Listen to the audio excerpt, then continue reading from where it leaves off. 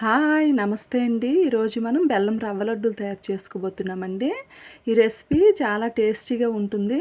అలాగే 5 నిమిషాల్లో రెడీ అయిపోతుందండి. చాలా హెల్తీ కూడా. ఎలా చేయాలో ప్రాసెస్‌లోకి వెళ్దాం.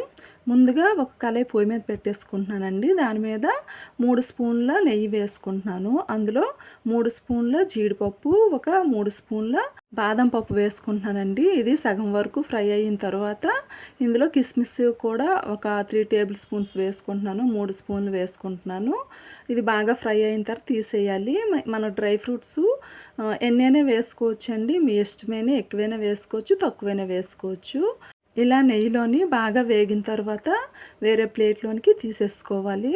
అదే నెయ్యిలోని ఒక కప్పు బొంబాయి రవ్వ వేసుకుంటున్నానండి. బొంబాయి రవ్వ అంటే ఉప్మా చేసుకుంటాం కదా, సుజీ రవ్వ. దాన్ని ఒక కప్పు వేసుకొని బాగా లో ఫ్లేమ్లో బాగా వేయించుకోవాలండి. ఇది సగం వరకు బాగా ఫ్రై అయిన తర్వాత ఇందులో ఒక కప్పు కొబ్బరి తురుము వేసుకుంటున్నానండి. ఒక కప్పు వేసుకుంటున్నాను. ఈ రెండింటిని కూడా నెయ్యిలో బాగా వేయించేసి వేరే ప్లేట్లోనికి తీసేయాలి. అదే కళాయిలోని ఒక కప్పు బెల్లం వేసుకుంటున్నానండి. అందులోని ఒక 3 టేబుల్ స్పూన్స్ వాటర్ వేసుకుంటున్నాను. బెల్లం బాగా కరిగి ఒక పొంగొస్తే సరిపోతుందండి. పాకం ఏం రావాల్సిన అవసరం లేదు. ఇందులోని ఒక 2 యాలకుల పళ్ళు బాగా దంచేసి వేసుకున్నాను. అలాగే మనం ఫ్రై చేసి పెట్టుకున్న బొంబాయి రవ్వని, కొబ్బరి తురుమును దాన్ని కూడా వేసేసుకొని ఒకసారి బాగా కలిపేసి డ్రై ఫ్రూట్స్ కూడా వేసేసుకొని బాగా కలిపేసి వేరే ప్లేట్లోకి తీసేసుకోవాలండి.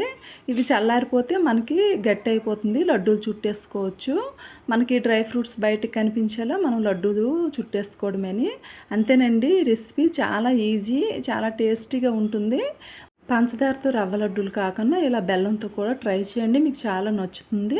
నా వీడియోస్ కనుక మీకు నచ్చితే ప్లీజ్ లైక్ చేయండి. ఇంకా సబ్స్క్రైబ్ చేసుకోండి. ఇంకా సపోర్ట్ చేస్తుంటారని ఆశిస్తున్నాను. Thank you so much.